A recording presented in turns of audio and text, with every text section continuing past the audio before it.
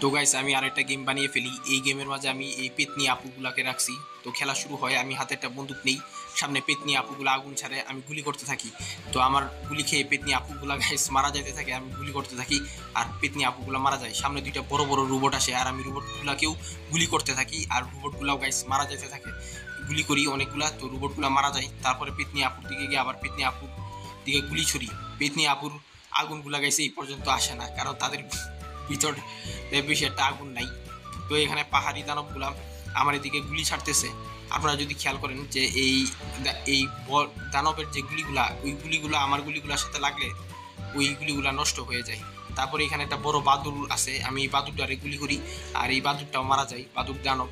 তারপরে এখানে একটা উইজার্ড আছে, আমি উইজার্ডটাকেও গুলি করে উইজার্ডটাকেও মেরে দিই।